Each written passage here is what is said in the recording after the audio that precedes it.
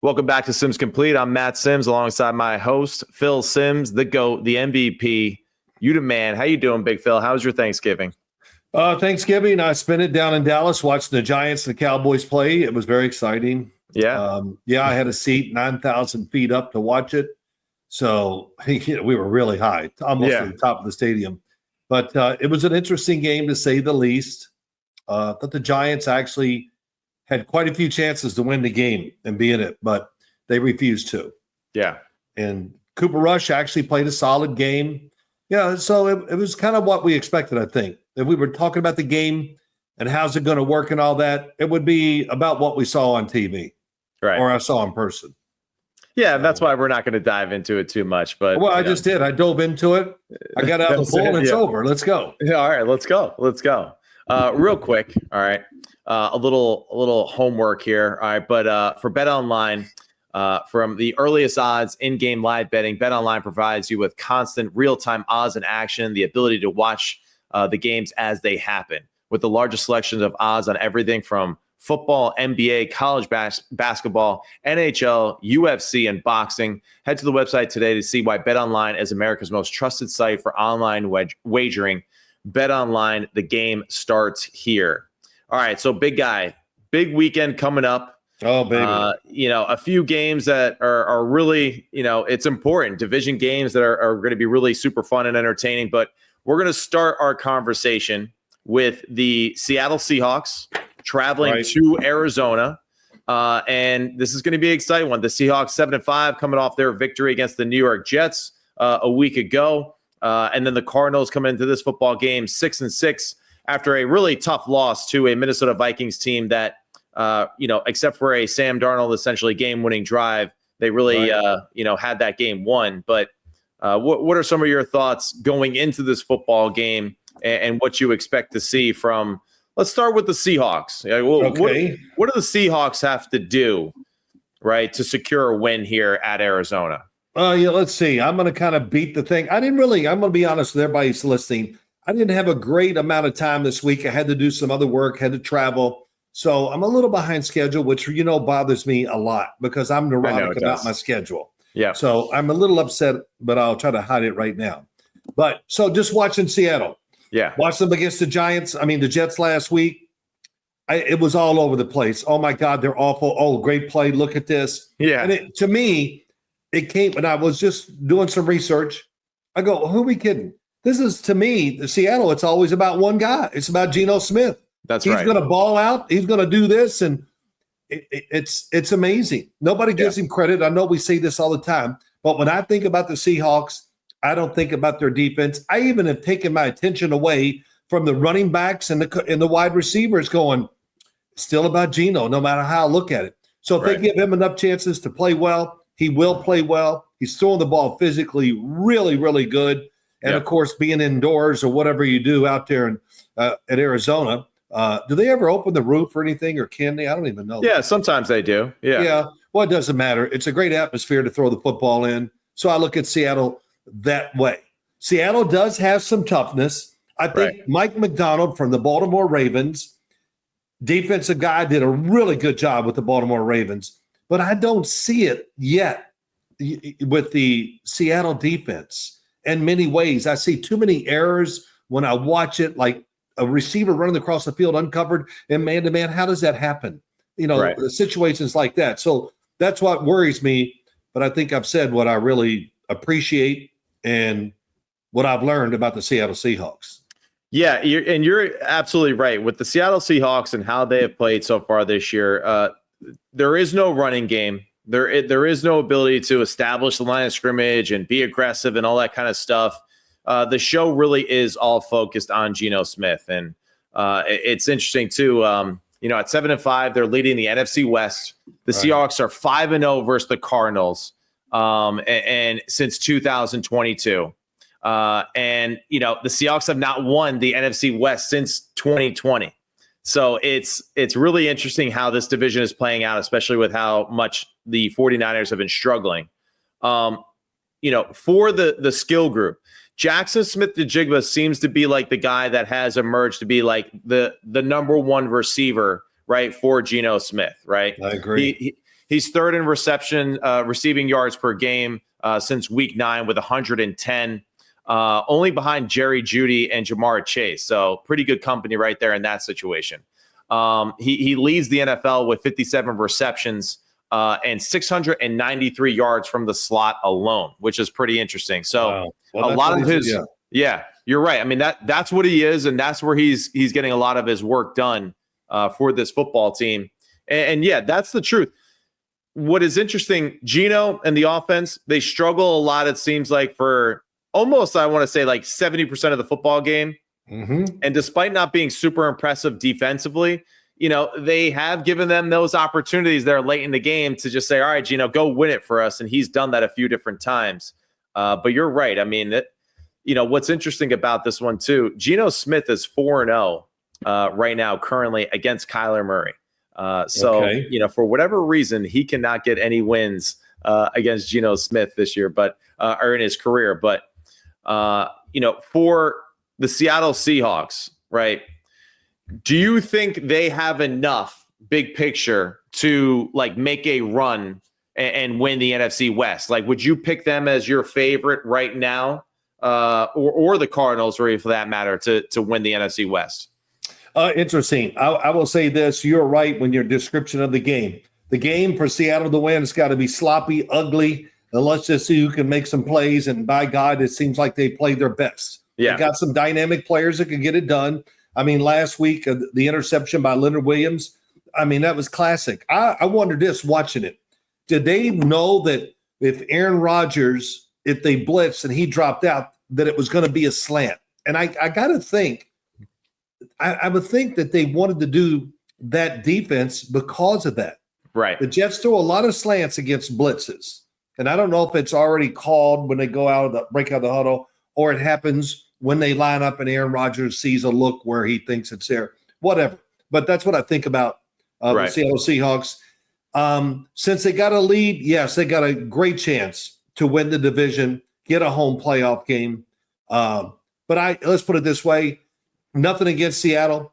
If somebody said, you got to make a bet, you got to bet on Seattle, I said, okay, I'll bet $10. Right. Okay. I mean, I just don't have that kind of faith that they can go out there and just keep winning the way they are sometimes. Right. And when you just got to say it's just about the quarterback, we can't talk about the run game. We can't take about pressuring the QB the way we want to. Coverage is pretty good. But, so that's kind of how I feel about that. Coverage is pretty good. And it seems like coverage, or at least the big play breakdowns aren't happening as often as they did earlier in the year for McDonald and this defense. And it's really interesting too. The Seahawks are starting linebackers from week 1 are both no longer on the roster, right? Jerome Baker was traded for Ernest Jones, and Tyrell Dodson was released. Ernest Jones, since he's come on the football team, has made 99 of 104 tackle opportunities in 2024. Hell of a stat. Which is pretty interesting, right? I know.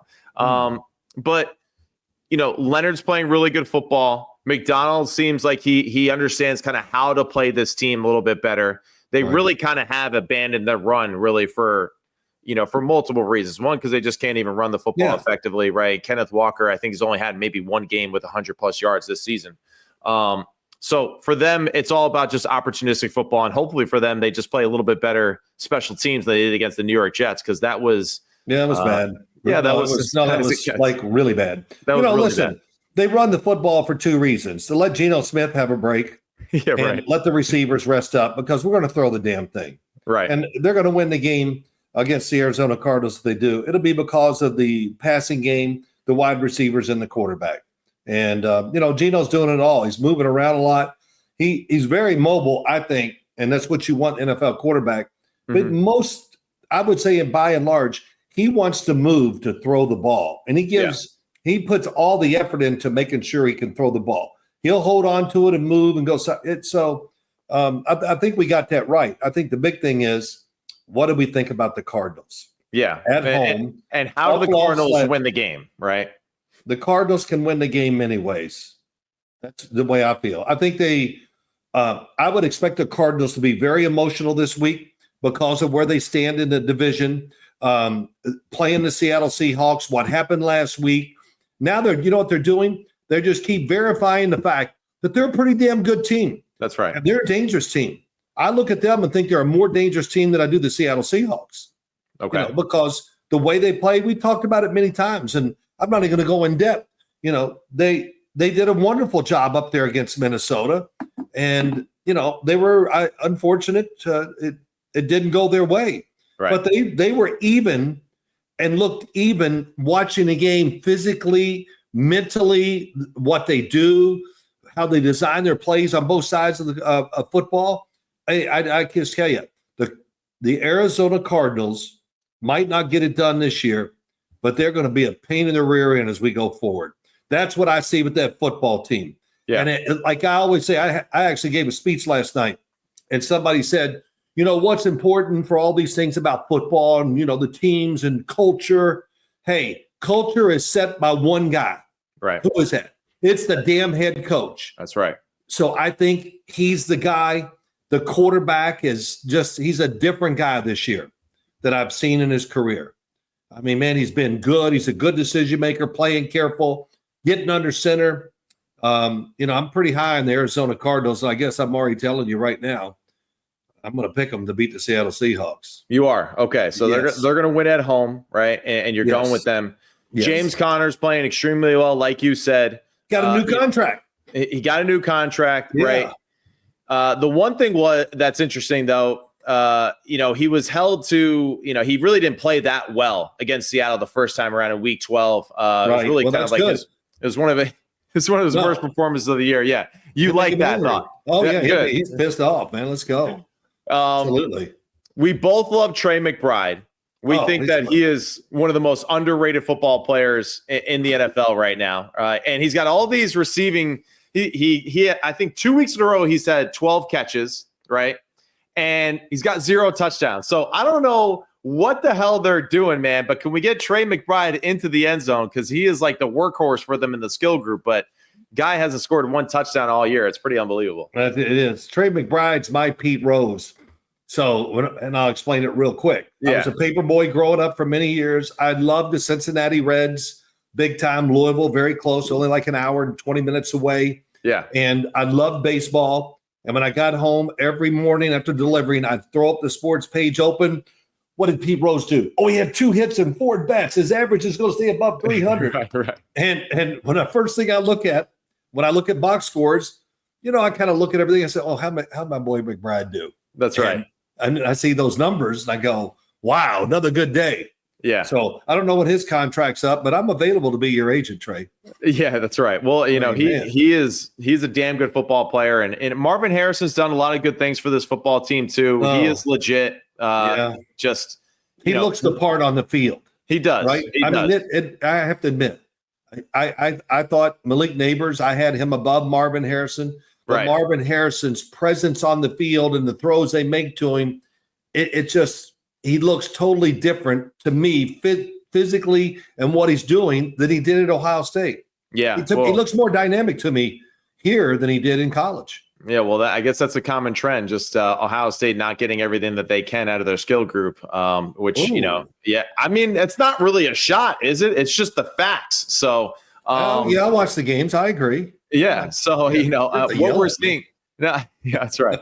But, so who are you taking? I do some college stuff too every now and then. So, of course, the Ohio State Michigan thing, comes up quite often. Oh, my gosh. And I think there's a lot of good things to like about this Arizona Cardinals football team. The one concern I have, right, is just, are they going to be able to pressure Geno enough, right, to get after him, right? So what does that mean? Are they going to do more pressure looks? Can they get there with 4? I don't know. So Geno, if he's got time to throw and make the decision, I feel like he's going to have a tremendous advantage in this football game. So I would not pressure him a whole lot. I wouldn't. No. Okay. Because I think he's very good at sensing it right away and moving in the pocket and then buying time to throw. Right. I mean, I think he's really, really good at that. Right. And, it's just my first thought. As soon as you said it, I'm thinking, I see. No, I like it when play coverage, make them make a lot of plays to score. Yeah. Arizona's not afraid to play a low scoring game. Right. And probably Seattle's not either, but just some of the other reasons. That's how I would play Geno for sure. Yeah, I like it. So, Big Phil, you got Arizona at home. I'm going to go with the Seattle Seahawks on the road. I say the Geno Smith over Kyler Murray trend continues again. And I feel like, I think it's going to be a close game. It's going to come down to probably the last possession.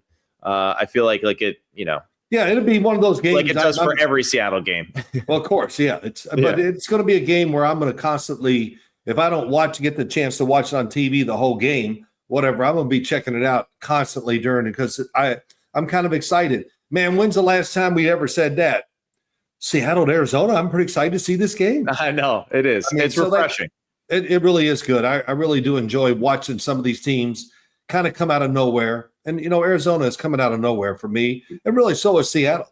I thought maybe this might take a couple years for Mike Macdonald to get that team the way he wants it. But the one thing they do, I like the fact that they know their strength and they let him excel because he is the strength of the football team. So no doubt. All right. No doubt. Well, great. All right. What else good. Now we're going to the Buffalo Bills, are traveling across the country to go play the Los Angeles Rams. The Rams are coming off their 21-14 victory in New Orleans. Really bad first half, but made some plays there in the second half to ultimately win the football game against the Fighting Rizzies. And then the the Los Angeles Rams beat the San Francisco 49ers 35-10 at home in the snow, which was really just the Josh Allen show and the Cook show there for the majority of the football game. All right, so where do you want to start, Big Phil? Which team interests you more in this, where you want to dive in? Well, I like them both. I mean, both of them interest me, but I think I'm going to say the Rams. Okay. The Rams, they are it's like a Seinfeld episode. How so? When he's dating a girl and she's a two-face, right? When you look at her one day, she's beautiful. The next day she's turned different. You go, oh. Okay. That's the Rams. Right. I mean, my God, they could go through periods of games. I just go, this is unbelievable how bad they are. Yeah. But, they got that side. But when it's Matt Stafford, give him some protection, throw to these receivers who just, how do we describe their receivers, Matt? I mean, they're not just good. They're special. Right. They're good athletes who have great hand-eye, but they really have that great athletic sense to do the right thing. Yeah. Am I right or wrong there? No, I agree with you. I think it's like they just have a great feel how to do it. Yeah. It's not like they're not the greatest athletes at the receiver position in the NFL, but there is something to just the savviness. You know what they are? They're that guy at the YMCA that just seems to drop 20 on you every time, no matter what, and you're like, this guy, he's not that impressive. He looks like an average Joe. And then it's like, sweet jumper. Nice three. Good pick and roll, right? For the easy layup. I feel like that's what they are. It's like you kind of underestimate them because of the way that they look, right? And, there's not the speed and the all this, but the savviness, the football IQ, the toughness in which they play with. And also, you know what, too? They catch everything, right? Hey, you're right. Catch everything. The toughness of the main players, their stars are tough people. That's number one. Mm-hmm. The head coach is tough. I mean, he's Sean McVay's got it. I mean, he walks into I would be excited and love to play for him too. Yeah. Because he builds you up. He's that guy. He can build you up, but he's tough as hell. And he shows his emotions on the sideline. He's coaching hard on both sides of the ball.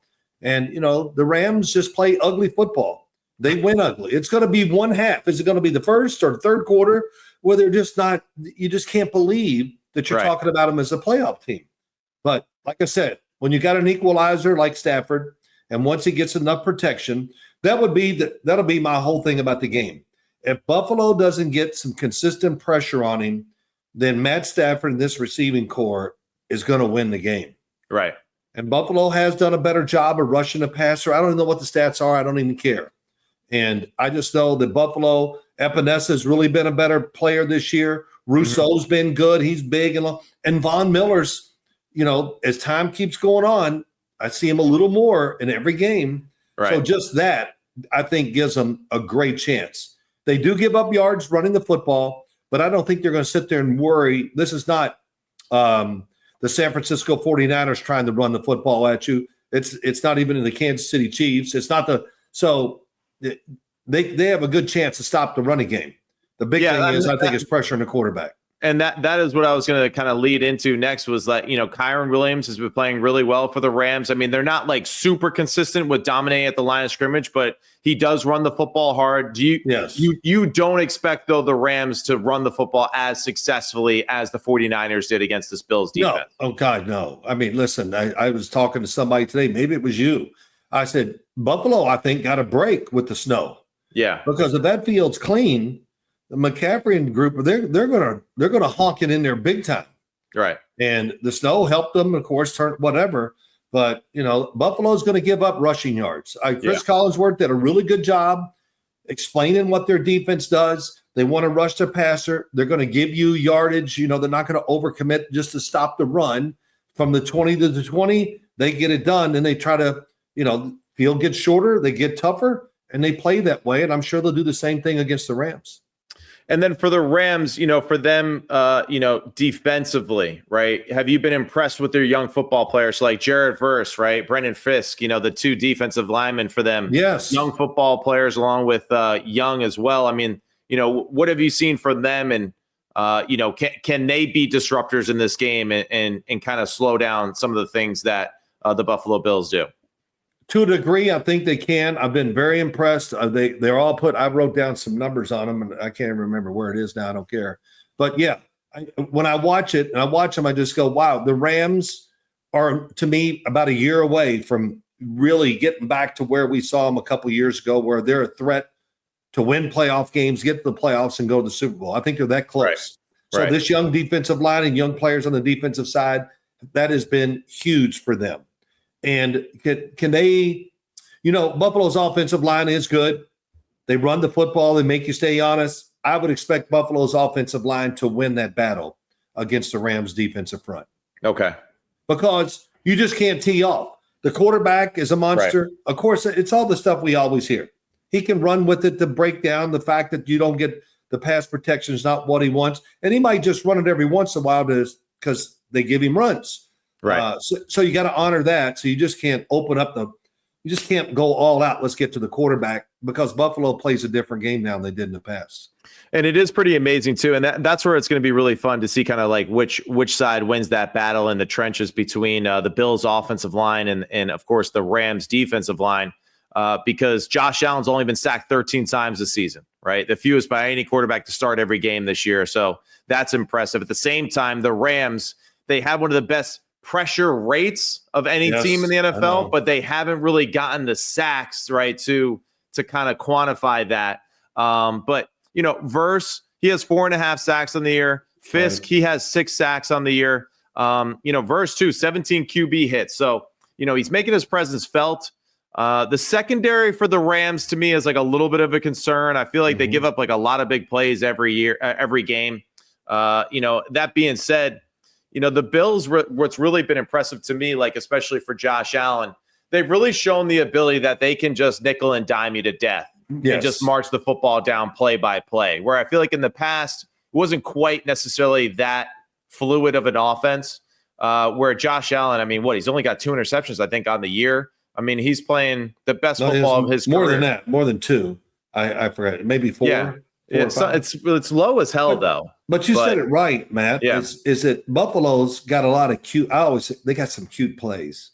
In other words, whatever. It's great, right? But so it makes it hard to rush the passer because they run the ball well. They're in good positions. The quarterback can run.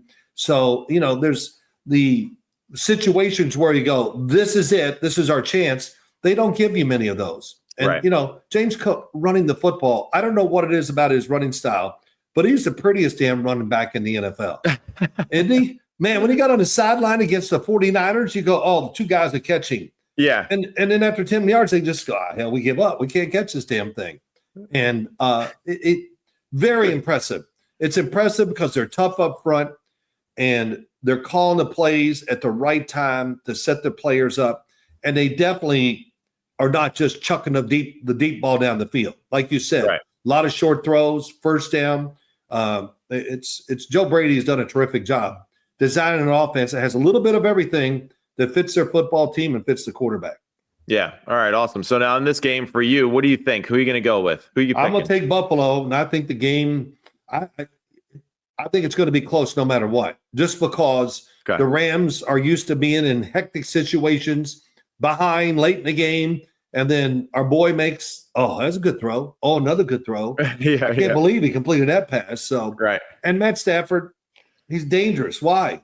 Because he's not worried about completing every pass and making my quarterback rating high. He's looking to knock you out. Right. I mean, right or wrong. I mean, he looks to knock you out. If he doesn't like the deep pass, well, let me just wait another second. Maybe he'll come open. It's really amazing. Takes big hits, makes great throws. He's tough as hell. I just think it's hard to take the Rams because of him, the receivers, the coach, to think that they're going to get dominated and blown out of the game. That's not going to happen. Yeah. So you're taking the Bills on the road, right? They've already won the division, which is pretty awesome too.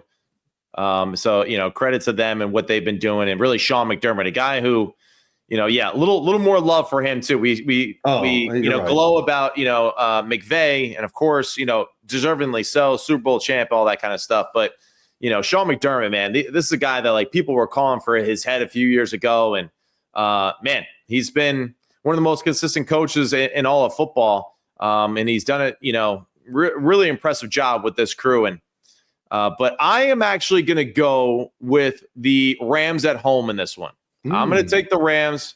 I'm going to take Kyron Williams, right? And, he had 15 carries for 140 yards last week against the New Orleans Saints. Right. Yeah. I say that he is consistent again this week, which allows them to, stay on pace, keep the play action passing game, all that kind of stuff. And Matt Stafford makes those 2 or 3 plays against that Bills secondary to win and to edge out there in a close one. So I'm kind of thinking the same game plan as you, but just from the other side of things, right? Yeah. And I think that's what's really interesting too about this matchup is that both teams kind of have very similar identities, right? The defense is solid, but not like overly dominant or scary, right? Yeah.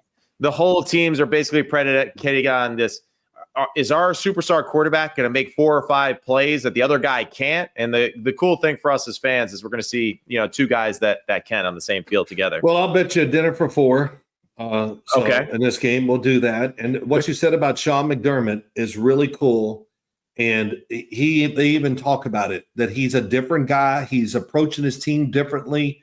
He's a little more, I think, connected to him. And he admits it. And I think Chris Collinsworth talked about it on Sunday Night Football, which was, I've kind of seen it. You see him on the sideline and everything, but it's what he's doing with the players during the week. And good for him. He's adapting once again. The guy's a hell of a coach. He knows how to manage them. And I know they work hard, and he puts the foot on the pedal all the time with them. And the games are very important, of course, for Buffalo, really just in case that Kansas City team stumbles, then they can get a bye and games up in Buffalo. So that should be great motivation for them. That's another reason why I think they'll find a way to beat the Rams. Yeah, it's a great point because you got the Rams on one side where they're battling just to keep the playoff hopes alive and stay on pace, and then you got the Bills on the other hand where we want to play at home, we want control of our destiny. So both teams a lot to play for in this one, so it should be entertaining. All right, so now let's go to the Chargers and the Chiefs. Chargers, Chiefs. Yeah. Well, I'll just start real quick. Yeah, go ahead. Chargers they might be the only team in the league that plays this way. What way is that? We're just going to play the game, but we want you to beat yourself. Right. And that's what I think about when I watch them. It's about that's nice though, because in the past that was their issue. They were always the team. Yeah, exactly. Yeah. But it's run the ball, don't give up the big play. We're tough as hell. Right. And why they gotta talk like this? but it's just that's what I see when I look at the Chargers. They can be winning 10-7 and dominating. They don't panic. I'll give Greg Roman. I give the offense more credit than the defense. Jim Harbaugh and Greg Roman, man, they just don't blink. Yeah, they don't back away from who they are. You know how it is with teams and at all levels of football. Well, we're not having any success running this. So let's just throw the damn thing every play. Right. They don't ever do that. And then, so I find it very interesting. And if I was a betting man, I just couldn't bet on them if they're favorite teams all the time. They might win, but it's usually somewhat close.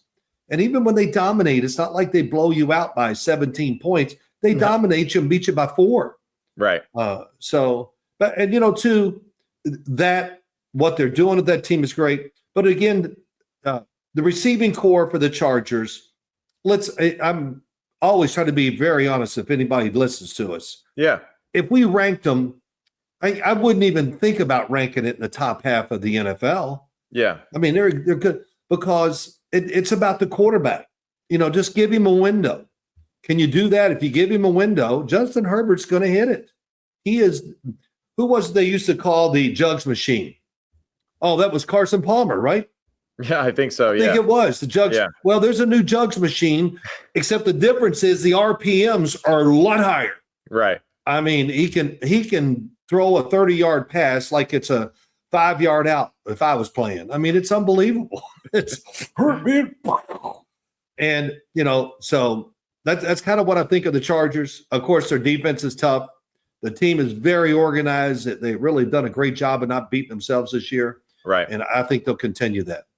And I mean, what is the way, right? I mean, for the Chargers, is it really just you got to win low-scoring football game here against Kansas City? I mean, like, is this like a first 1 to 21 wins type of matchup, you feel like? I think that's about right. Yeah. Yeah. Yeah, they're going to make Kansas City grind it out. Kansas City grinds it out against everybody. That's right. It's not the Tyreek Hill day is over. Yeah. We know that. But, they're still really good and good play callers, and they're tough.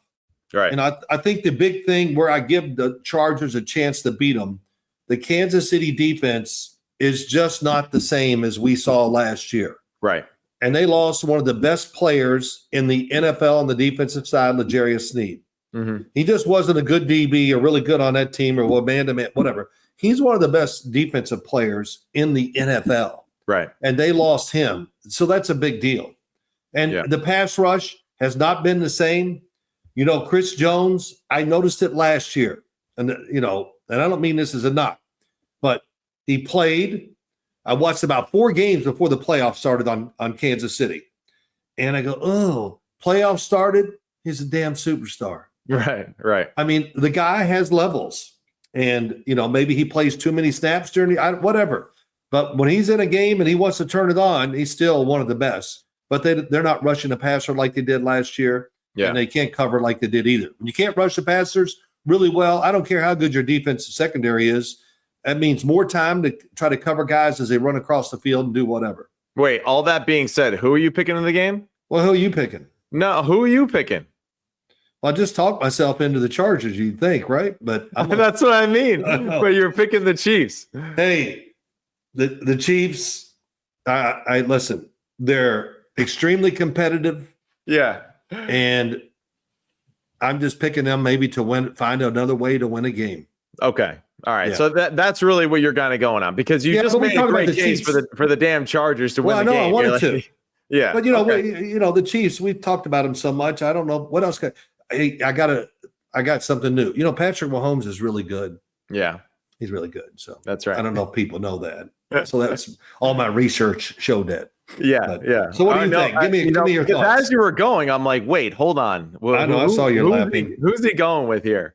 For me, this is an interesting game. Yeah, I expect it to be low scoring. I do. The Chargers, they've been playing great team defense lately. Or not lately. They're one of the better defenses in the NFL statistically, right? And they do a good job of covering, creating turnovers. That's essentially how they won a week ago against the Atlanta Falcons with their 4 interceptions, and then having the interception to the house.